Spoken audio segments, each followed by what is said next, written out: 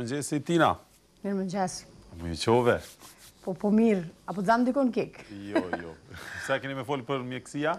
Po kena me folë për mjekësi, nashti se di, po folëm diçka për punën e dhimbëve, që në vitin e ardhshëm nëse na dhem dikon, nashti ka me qenë ma mirë për shkak të sigurimeve shëndetësore, kështu që nëse të dhem dikon, mos hezito. Ok, super. Mi kalzuna e kuja. Vazhdo me intervistën. Të ftuar në studio kom sot Ministrin e Shëndetësisë, zotrin Ferit Agani, i cili ka ardhur të na flasë më shumë për projekt ligjin për sigurime shëndetësore. Zotri Agani, mirë se ardhët në studio. Mirë se gjeta. Kur do të mund banorët e Kosovës ta shfrytëzojnë ligjin për sigurime shëndetësore, pasi që pritet që të kalojnë në qeveri, pastaj në kuvend, dhe a do ta kemi vitin e ardhshëm ajo ligjin në dispozicion? Ligjin me siguri do ta kemi në dispozicion vitin e ardhshëm, ndërsa sipas planeve që i kemi, 3 mujori i fundit i vitit që vjen do të jetë periudha kur do të fillojmë me grumbullimin e premiumeve për sigurime shëndetësore, nga qytetarët, nga punëdhënësit, nga punëtorët, do thotë në përgjithësi llogaritim që 3 mujori i fundit vitit 2014 ka me qenë koha kur ka me fillu fondi i sigurimeve shëndetësore, aq shumë i pritur të plotësohet me mjete financiare, ndërsa prej janarit 2015 të shfrytëzohet në mënyrë të plotë. Qysh do të jetë pagesa, sepse shumë herë kum po njerëz që janë konfuzë dhe nuk e di ç'është do të ndodhë. Për shembull, ndoshta tash në mëngjes janë zgjuar gjyshet, gjyferitana dhe po doin me ditë ç'është kanë me pagu, a lirohen ata apo jo nga pagesa. Ata që punojnë normalisht. Po, ligji i sigurimeve shëndetësore, të cilin e kemi koncipuar pas 2 viteve të punës së përbashkët me gjithë faktorët, vendimmarrës në vend, profesionistët shëndetësorë, institucionet e vendit, por edhe me Bankën Botërore, Fondin Monetar Ndërkombëtar, Organizatën Botërore të Shëndetësisë, pra po duam të thonë se është një ligj i mirë, një ligj i cili është gjithëpërfshirës, i ka rregulluar këtë çështje në mënyrë shumë të saktë. Ju e dini se ne nuk kemi arritur me pas ligj sigurimeve shëndetësore që 14 vite. Dhe kjo do të jetë hera e parë që do të ndodhë një gjë e tillë. Ligji parashet që të gjithë të punësuarit në sektorin publik në Republikën e Kosovës të paguajnë 3.5% nga paga atyre bruto para ndalimit të tatimit të ardhura në fondin e sigurimeve shëndetësore në emër të premiumit për sigurimin e obligueshëm shëndetësor. Të njëjtin obligim, 3.5% e kanë edhe punëdhënësit, pra institucionet publike shëndetësore. Pra, do të kemi 7% gjithsej pagesë mujore në fondin e sigurimeve shëndetësore nga të punësuarit dhe punëdhënësit në sektorin publik. E njëjta gjë do të ndodhë me punëdhënësit dhe të punësuarit në sektorin privat, por jo në gjithë sektorin privat. Por vetëm në pjesën në ato kompani private të cilat kanë qarkullim vjetor më të madh se 50.000 euro, ose të cilat janë të regjistruara për tatimin e vlerë të shtuar. Pse? Sepse kemi menduar se në qoftë se të njëjtin obligim e vejmë edhe në kompanitë ndërmarrjet e mesme dhe të vogla, atëherë ekziston rreziku i informalitetit, i mosparaqitjes së punëtorëve, madje edhe largimit punëtorëve nga puna për shkak të obligimit të punëdhënësve për të paguar këtë kontribut.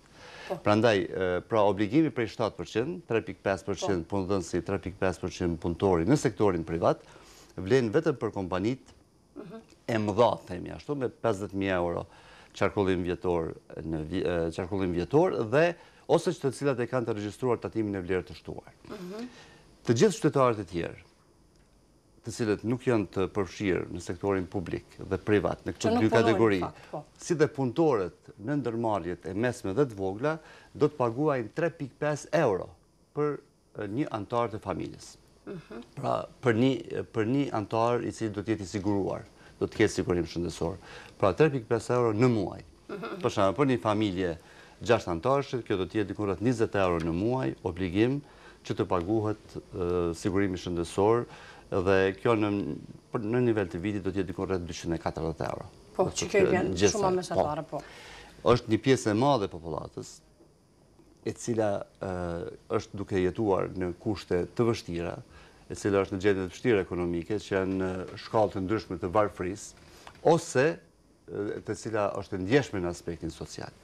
Pra, po folim për ata qytetarë të cilët kanë një mbështetje sociale nga ana e shtetit. Për ta, ata do të jenë të liruar, ata do të jenë plotësisht të liruar, jo vetëm nga pagesa premiumit, po edhe bashkëpagesa dhe çfarëdo forme të bashkëfinancimit.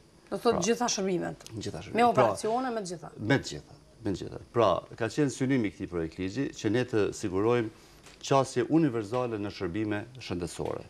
Dhe në radhë të parë për ata të cilët jetojnë në një vinë në një vit zyrtare e cila e mati ndjeshmëri sociale të veçantë, pra ose në bazë gjendjes ekonomike, pra të varfërisë, ose për shkak të gjendjes shëndetësore, pra kategori të ndryshme të qytetarëve.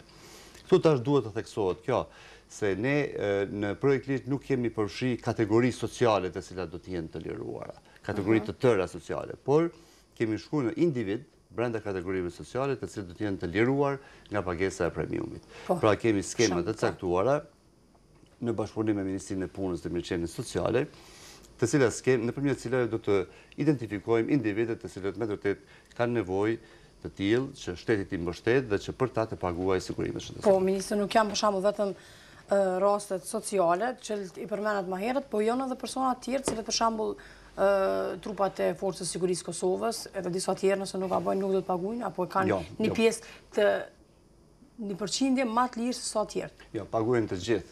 Po sa është përqindja më e lirë që lirohen këta? Ndëgjoni, nuk ka projekt ligji nuk parashë përqindje të caktuara të lirimit për ndonjë kategori. Punëtorët e Trepçës për shembull, a punëtorët e kom keq kuptuar ndonjë? Punëtorët e Trepçës, pensionistët, kategoritë e caktuara sociale, ishte burgosurit politik, etj. Mos i numëroj tash familjet e dëshmorëve, veteranët e luftës, etj. Gjithë ato kategori janë të specifikuara, ne kemi identifikuar si grupe sociale në cilat do të kemi kujdes të veçantë dhe do të jemi shumë të kujdesshëm që aty mos të bëjmë kurrfarë gabime, por synimi është që të identifikohen ata të cilët nuk kanë gjendje të mirë ekonomike.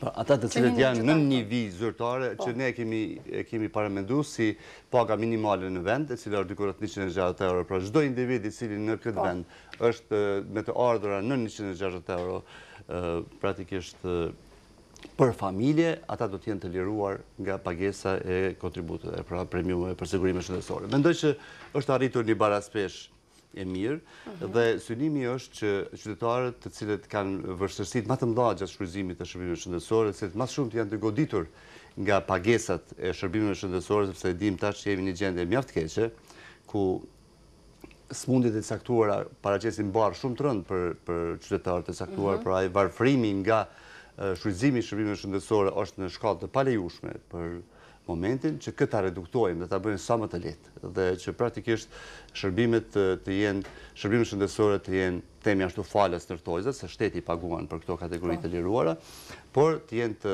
plotësisht të liruar dhe plotësisht barabartë me qytetarë të tjerë kur i shfrytëzojnë shërbime shëndetësore, si në sektorin publik, ashtu edhe në sektorin privat, me cilat fondi i sigurimeve shëndetësore ka me lidh kontrata.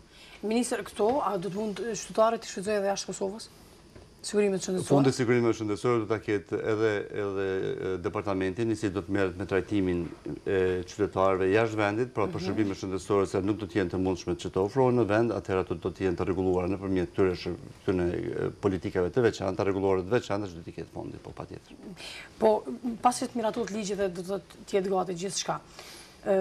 Edhe Banka Botërore dhe gjitha këto kanë ofruar për fond. Sa i kemi në dispozicion që tash mendimat të organizatave tjera, bankës botërore? Qëqoni, unë thash është punuar ma shumë se 2 vite në këtë projekt ligj dhe ky projekt ligj është arrit që të dizajnohet dhe të përkrahet vetëm të i falendëru asaj se ka qenë pjesë një reforme gjithë përfshirëse të sektorit shëndetësisë, e cila ka filluar me ligjin e shëndetësisë, ka vazhduar me ligjin për odat e profesionistëve shëndetësor, etj. Dhe tash vjen ligji i projekt ligjit sigurimeve shëndetësore. Banka Botërore ka mbështet fuqimisht këtë projekt ligj dhe me njëherë edhe ka investuar rreth $25.6 milion në zbatimin e tij. Gjatë një periudhe prej 5 viteve të ardhshme, këto mjete do të mbështesin Ministrinë e Shëndetësisë dhe Fondin e Sigurimeve Shëndetësore që të zhvillojë kapacitetet e duhura, sepse po e nisim praktikisht prej pikës zero themelimin e këtij sistemi. Se më parë Kosova nuk ka pas një fond autonom pavarur të sigurimeve shëndetësore, por ka qenë pjesë e fondeve të sigurimeve shëndetësore të ish Jugosllavisë. Përveç Bankës Botërore, kemi qeverinë e Luksemburgut, e cila për periudhën e ardhshme 4 vjeçare i ka zotuar 6 milion euro si mbështetje reformës, dhe qeverinë zvicerane, e cila për periudhën e ardhshme 5 vjeçare ka zotuar 8 milion franka zviceran. Pra e kemi një mbështetje të fuqishme të partnerëve ndërkombëtar në procesin e zbatimit të këtij ligji. Përveç ata që na kanë ndihmuar, sa kemi na mandej fonde si shtet? Sa do të jemi të gatshëm ta? Sigurisht. Kjo duhet të theksuar se me ligjin e sigurimeve shëndetësore Kosova kalon nga sistemi i financimit të shëndetësisë, nga buxheti, nga financimi qendror, kalojmë në model mixt të përzierë të financimit nga buxheti dhe nga Fondi i Sigurimeve Shëndetësore. Ne për momentin kemi diku rreth 150 milionë euro, me cilat e financojmë shëndetësinë kosovare në të gjitha nivelet e kujdesit shëndetësor, ndërsa pas fillimit të zbatimit të ligjit të sigurimeve shëndetësore, po them në vitin 2015 me siguri, ne llogaritim se do të kemi edhe 85 milion deri 90 milion euro plotësuese, pra llogaritim diku rreth 240 milion euro të kemi në dispozicion për zhvillimin dhe ofrimin e shërbimeve shëndetësore, që paraqet një rritje të jashtëzakonshme krahasuar me gjendjen që e kemi tash. Kthehemi veç edhe pak te operacionet e kam fjalën në shërbimet publike. Për shembull, më herët zoti ministër, nëse është kryer një operacion që ka kushtimisht po them 200 euro në qendrën klinike vistare apo edhe në spitale tjera rajonale, me ligjin për sigurimin shëndetësor sa do të paguajë një person i cili nuk punon. Në këtë rast, Shqyqoni, çdo qytetar në bazë të ligjit të sigurimeve shëndetësore do ta ketë kartelin e sigurimit shëndetësor.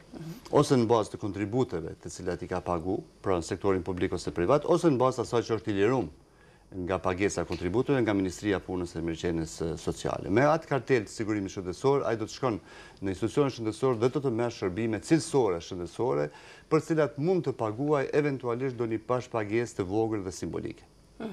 Por kurse si të vjen në situatën që është tash, që të jeti ekspozuar shpenzimeve të jashtëzakonshme për shërbime shëndetësore me blerjen e disa barna që mund të jenë shumë të shtrejtë ose pagesën e intervenimeve, të cilat de facto edhe nuk ofrohen në vend për shkak të mungesës së mjeteve financiare. Pra, Fondi i Sigurimeve Shëndetësore do të mundsoj që në institucionet publike shëndetësore edhe të ofrohen shërbime të reja që nuk janë ofruar deri më tash, edhe që ato që janë ofruar deri më tash të jenë shumë më cilësore. Pra, me kartelin e sigurimit shëndetësor do të jetë shfrytëzimi i shërbimeve nga lista themelore e kujdesit shëndetësor, sepse Ministria e Shëndetësisë ka përpiluar një listë të shërbimeve shëndetësore, të cilën ne kemi definuar si themelore, e cila është e obligueshme për çdo qytetar, dhe këto shërbime ata do t'i kenë, të themi ashtu, bapagesë, do t'i shfrytëzojnë, por ajo që më me rëndësi të shfrytëzojnë me një bashkëpagesë minimale, do të jenë të sigurt që nuk do t'i eksponohen shpenzimeve të jashtëzakonshme, por mbi gjithë ajo që më e rëndësishme për mua është se shërbimet do të jenë shumë më cilësore se ato që janë sot. Faleminderit shumë ministër që ishe i ftuar sot. Që e pranove më ardh dhe u dëgjova mëngjes. Faleminderit. Me kënaqësi më të madhe. Faleminderit shumë edhe ju shikues të nderuar. Shihemi nesër në të njëjtën kohë me mysafirë të tjerë.